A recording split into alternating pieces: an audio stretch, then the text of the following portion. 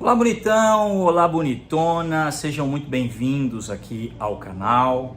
Obrigado por nos dar essa confiança, obrigado por permitir entrar nesse vídeo e permitir que este canal possa entrar aonde você está aí agora.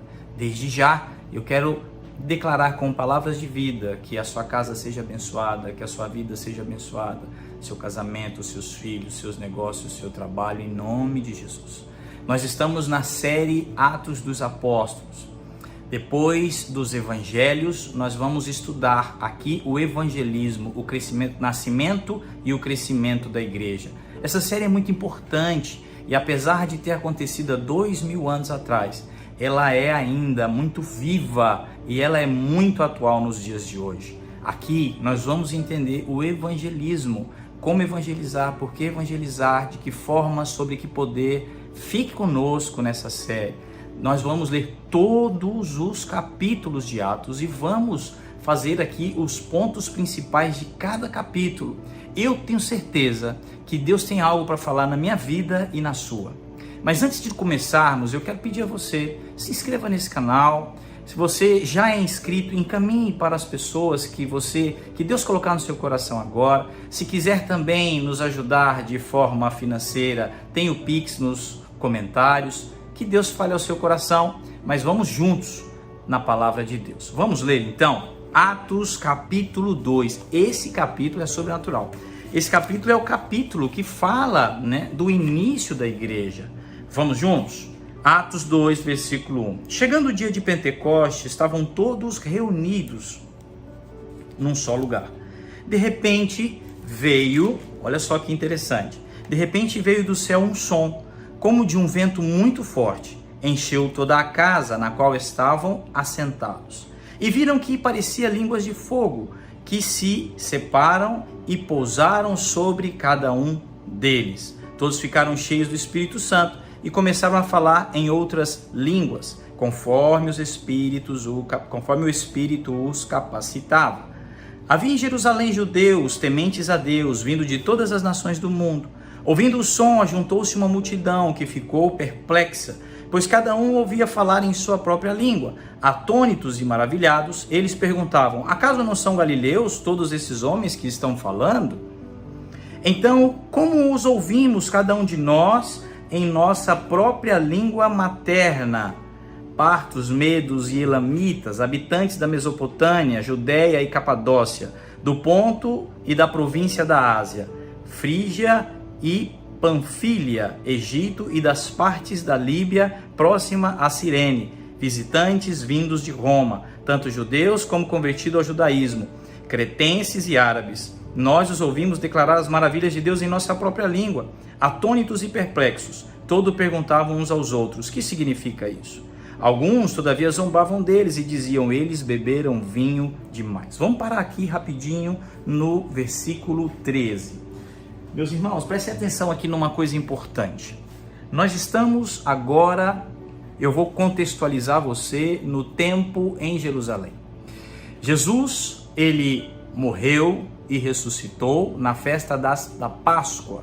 E a festa da Páscoa, originalmente, ela vai remeter, à festa da libertação do povo que saiu do Egito, indo rumo à Terra Prometida. Tanto que Páscoa significa passar por cima, numa lembrança ou numa referência a o que aconteceu na última das 10 maravilhas ou na última praga do Egito, quando Deus visitou com um anjo de morte os primogênitos de todas as casas que não tinham o sangue do cordeiro nas suas portas. Ok? E essa referência de passar por cima é porque o anjo, quando ele vinha e na porta da casa tinha o sangue do cordeiro, então ele passava por cima, ok? E ia então para as casas que não tinham o sangue. Muito bem. Jesus, ele é o cordeiro pascal. João Batista olha para Jesus e diz: eis o cordeiro de Deus que tira o pecado do mundo. Importante nós dizermos, até Jesus, esse sangue derramado, esse sangue que era feito nos sacrifícios, era um sangue de expiação de pecado. era no sangue para encobrir o pecado. Deus olhava e o sangue estava ali encobrindo o pecado, e Deus podia então se relacionar com o seu povo. Mas Jesus, ele agora é o Cordeiro que tira o pecado do mundo, e o sangue de Jesus não mais encobre, ele tira o pecado da humanidade. E Jesus veio celebrar a festa em Jerusalém, a festa das Páscoas, em comemoração à festa da libertação do povo de Israel, do povo hebreu do Egito, mas ele se fez Cordeiro Pascal, morrendo na cruz, derramando o seu sangue por mim e por você, também em referência à nova Páscoa. A Páscoa agora do Cordeiro Santo de Deus, que tirou o pecado do mundo. Aí Jesus, então, ele morre, ressuscita, e nós vimos no capítulo de ontem que Jesus ficou por vários dias ali, aparecendo, falando, até que junto com seus discípulos no Monte das Oliveiras, ele é levado aos céus. Nós vimos também que os discípulos, eles voltam e eles ficam reunidos, perseverando em oração, em santidade. Não só os seus 12, mas todos aqueles que andavam junto desde que Jesus veio e começou a gerar os seus discípulos. Em referência, inclusive, a Bíblia vai falar de Maria Madalena, da mãe de Jesus, tudo isso falando que não era apenas homens, mas as mulheres também estavam juntos. Então, nós vimos que da primeira festa estabelecida por Deus em Êxodo, Deus estabelece 3 festas bíblicas, e ele fala que serão celebradas eternamente. Elas serão celebradas de contínuo, não é para parar de celebração. A primeira Páscoa, ok? A segunda é a festa que lá em Moisés é chamada de Festa das Colheitas, ou Festa das Primícias. E olha que interessante, nessa festa se celebrava o início da colheita. Lembrando que quando se estabeleceu essas festas, o povo vivia apenas da agricultura, ok? E também da pecuária. E aí a gente vai ver então que a festa das colheitas vem para uma festa perante ao Senhor do início da colheita do povo. E olha que interessante, 50 dias depois da festa da Páscoa. E quando Jesus vem, e Jesus agora é a nova celebração da Páscoa, o que acontece 50 dias depois? 50 dias depois se manifesta o que nós lemos em Atos 2, do versículo 1 ao 13, que é o derramar do Espírito, a manifestação do Espírito naqueles que estavam ali perseverando em oração em Jerusalém, conforme Jesus havia dito aos seus discípulos: ficai em Jerusalém até que do alto você seja revestido de poder. E aí, assim como Jesus na cruz é o Cordeiro Pascual, ele é a nova Páscoa, da Páscoa antiga, ele é o novo significado da festa bíblica, Páscoa primeira, que eu já expliquei para vocês. Agora também o derramar do Espírito, chamado Pentecoste, acontece exatamente na festa das colheitas, fazendo então um novo significado para a festa das colheitas ou das primícias. Ou seja, ela é primícia, por quê? Porque os primeiros cristãos receberam do Espírito Santo. Olha que coisa interessante. Deus não mudou as suas festas e tampouco o significado delas. Ele potencializou, ele trouxe agora o significado dos céus, ok? Para a festa da Páscoa e a festa da colheita. Festa da Páscoa, a Páscoa de Jesus. Festa da colheita, então é agora o Pentecostes. Mas são 3 festas bíblicas. E eu sei que nós vamos hoje falar do derramar do Espírito Santo, mas eu quero introduzir para você a terceira festa. Qual é a terceira festa? A festa de Tabernáculos. A festa de Tabernáculos é a festa onde Deus estabelece para o povo de Israel que eles deveriam ir a Jerusalém. Em todas as 3 o povo deveria ir a Jerusalém, festejar nas cabanas. Por que cabanas? Porque era para lembrar o povo dos 40 anos do deserto que eles ficaram e a entrada na terra prometida, ok? Nós hoje também celebramos a festa de Tabernáculos. Só que o significado da festa de Tabernáculos em Jesus é o quê? É quando Jesus vier buscar a sua igreja. Então, há uma potencialização, um novo significado de Deus para o tempo de Jesus em todas as festas, tá bem? Mas vamos lá, uma coisa importante que eu preciso falar com você, e eu já disse aqui, é que essas festas, elas eram para ser celebradas em Jerusalém.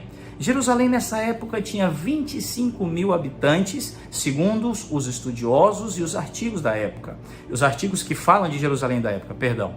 Mas também, durante as festas, e essas 3 festas, Jerusalém saía de 25 mil habitantes para 100 a 125 mil habitantes. Imagina que multiplicava por 5, por 4 ou por 5 a quantidade de habitantes naquela época em Israel.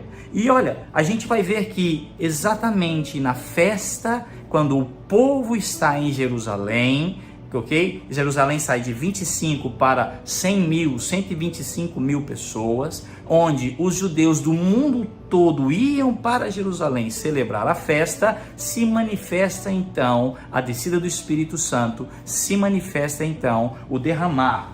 Olha que coisa interessante, e por isso a Bíblia vai dizer que quando eles estavam ali em oração, ok? O Espírito Santo então desce ali ao som de muitas águas. Eles falam que eles estavam reunidos em um só lugar, mas quando eles são cheios do Espírito Santo, ok? No capítulo 5 ele vai falar: e havia em Jerusalém judeus temente a Deus de todas as nações. E aí ele vai dizer, olha, tinha gente que da Capadócia, tinha gente da Mesopotâmia, tinha gente da Ásia, tinha gente de Roma, tinha gente de todos os lugares, confirmando aquilo que eu estava falando para você, que nessa festa todos os judeus de todas as nações iam a Jerusalém celebrar essa festa. Muito bem, por isso que quando eles vão ao lugar, ok, ao cenáculo, que nós chamamos de cenáculo, onde o Espírito desceu e se manifestou o Pentecoste, eles chegam lá e a Bíblia vai dizer que eles ficam atônitos, porque eles são de vários lugares do mundo, e ao chegar lá, veem então os irmãos ali que foram cheios do Espírito Santo falar nas línguas deles. Eles falam, olha, mas eles não são daqui, como é que eles estão falando as nossas línguas, ok? E a Bíblia vai dizer no final que alguns chegam a zombar deles dizendo, eles estão bêbados, tá bom? Mas olha só, aí a partir do versículo 14 eu quero ler com você que é a primeira pregação da igreja. Gente, aqui é a primeira pregação oficial da igreja, tá bom? E a primeira pregação vem do apóstolo Pedro. Quem é o apóstolo Pedro? Pedro é aquele que Jesus fala, tu és Pedro, e sobre essa pedra levantarei a minha igreja. Pedro é aquele que Jesus, quando está com ele, fala, Pedro, tu me amas, então apacenta as minhas ovelhas. Pedro, tu me amas, apacenta minhas ovelhas. Pedro, tu me amas. Por 3 vezes ele pergunta isso a Pedro. E vamos ver então a primeira pregação da igreja. Preste atenção o que o pastor Pedro, ok, falou ali naquele lugar. Então Pedro levantou-se com os 11, ok? Então Pedro mais os 11 são os 12. Lembrando que aqui Matias já era ungido apóstolo no lugar de Judas, nós falamos isso ontem. E em alta voz dirigiu-se à multidão, homens da Judéia e todos os que vivem em Jerusalém. Deixe-me explicar isto, ou seja, deixe-me explicar o que está acontecendo. Ouçam com atenção, estes homens não estão bêbados, como vocês supõem. Ainda são 9 horas da manhã. Ao contrário, isso é o que foi predito pelo profeta Joel. Nos últimos dias, diz Deus, derramarei o meu espírito sobre todos os povos. Os seus filhos e suas filhas profetizarão, os jovens terão visão, os velhos terão sonhos. Sobre os meus servos e as minhas servas derramarei o meu espírito. Naquele dia eles profetizarão. Mostrarei maravilhas em cima do céu, no céu, e sinais embaixo da terra. Sangue, fogo e nuvens de fumaça. O sol se tornará em trevas e a lua em sangue. E antes que venha o grande e glorioso dia do Senhor, e todo aquele que invocar o nome do Senhor será salvo.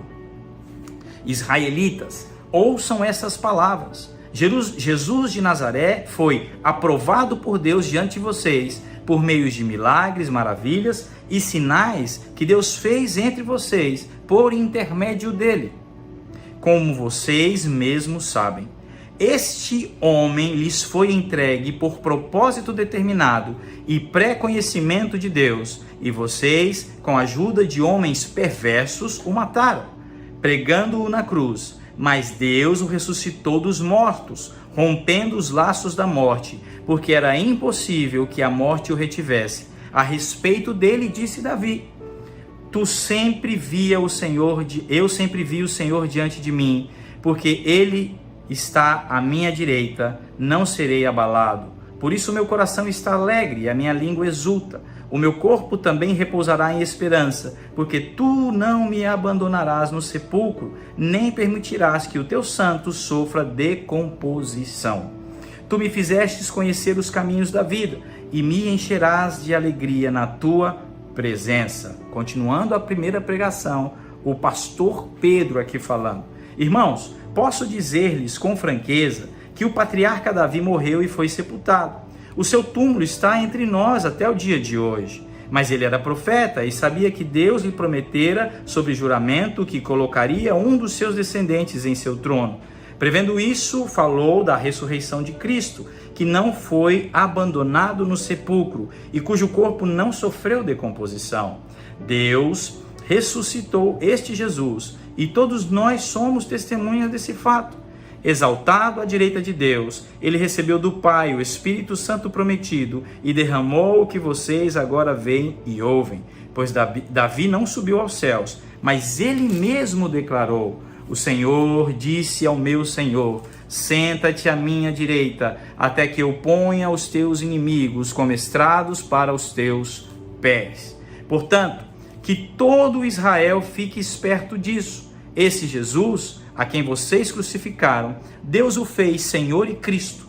Quando ouviram isso, ficaram aflitos em seu coração e perguntaram a Pedro e aos outros apóstolos: irmãos, então o que faremos?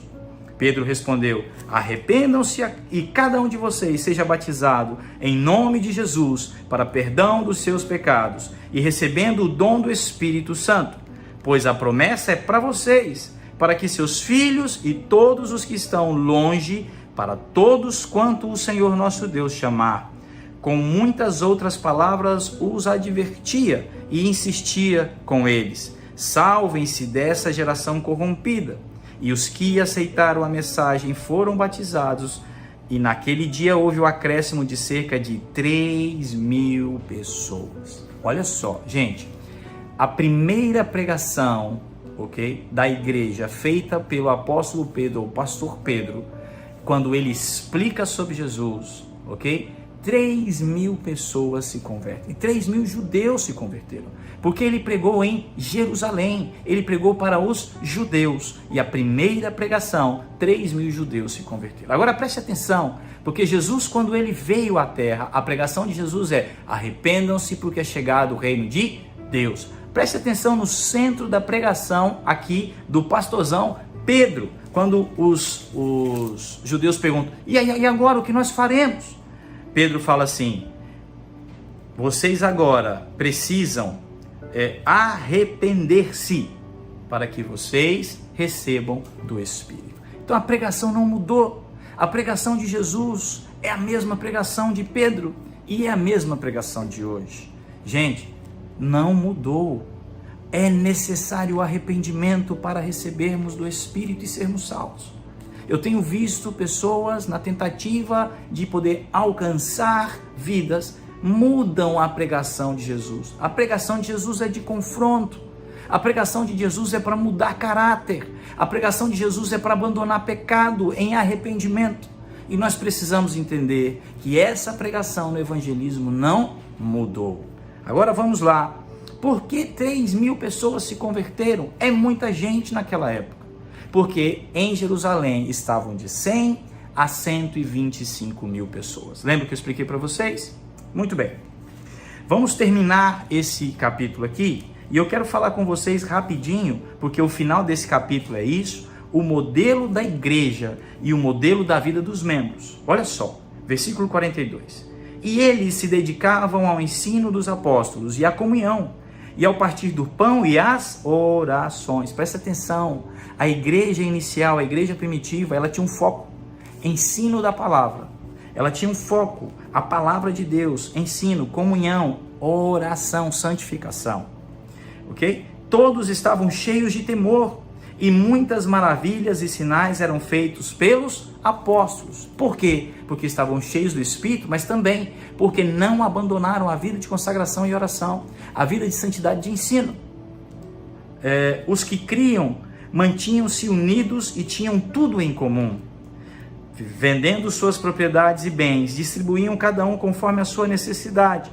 Todos partiam o pão nas suas casas e juntos participavam das refeições, com alegria e sinceridade de coração, louvando a Deus e tendo simpatia de todo o povo. E o Senhor lhes acrescentava diariamente os que iam sendo salvos. Aqui nós estamos vendo um modelo da igreja. Qual era o modelo da igreja? Primeiro, era uma igreja que buscava a Deus em ensino dos apóstolos, buscava a Deus em oração, em santidade. Era uma igreja que repartia o que tem e não havia necessidade em nenhum deles. Era uma igreja que estava unida no repartir do pão, viviam juntos ali o propósito da palavra. E olha que lindo esse versículo 47, a última parte dele fecha esse capítulo, e eu quero fechar aqui a nossa palavra. E o Senhor lhes acrescentava diariamente os que iam sendo salvos. Eu falei para vocês que Atos é evangelismo. Atos é um modelo de crescimento da igreja. Atos é como a igreja se multiplicou. E não mudou. Deus não mudou os seus princípios. Deus não mudou a sua forma de trabalho. Deus não mudou. A santidade, a perseverança no ensino da palavra, a perseverança na oração, a busca de a igreja não haver nenhum necessitado. E eu ainda vou ver essa igreja em nome de Jesus manifestar isso. Em nome de Jesus, a busca de todos ali estarem protegidos, todos estarem sem necessidades. Okay? Quantos irmãos nossos dentro da igreja estão padecendo por necessidades e nós simplesmente fechamos o olho. Nós veremos essa igreja ser restaurada antes da volta de Jesus. Nós veremos esses princípios serem restaurados antes da volta de Jesus. E na medida em que eles andavam no princípio, aqui nós vamos ver os sinais se manifestavam e Deus acrescentava cada vez mais à igreja. Meu irmão, você que é líder de célula, você que é líder na sua igreja, seja de um grupo familiar ou até mesmo você que é pastor, não existe outro caminho para nós. Não existe outra forma de crescimento. Deus não mudou Atos no dia de hoje. Deus não mudou seus princípios nos dias de hoje. O crescimento é sempre dado por Deus, mas para aqueles que andam em princípio, para aqueles que o buscam em oração, em santidade, em ensino da palavra, para que os milagres, para que os sinais se manifestem e Deus vai acrescentar. Eu quero declarar em nome de Jesus que sobre o meu e o seu ministério, Deus vai acrescentar. Você será um grande líder de avivamento, de uma multidão incrível, em nome de Jesus. Aqui nós fechamos o capítulo 2. Obrigado por você estar conosco. Escreva nos comentários se você gostou e o que chamou sua atenção em tudo isso que foi dito hoje. Amanhã, vamos para o capítulo 3. Tenho certeza que vai ser uma bênção. Te vejo amanhã. Deus te abençoe.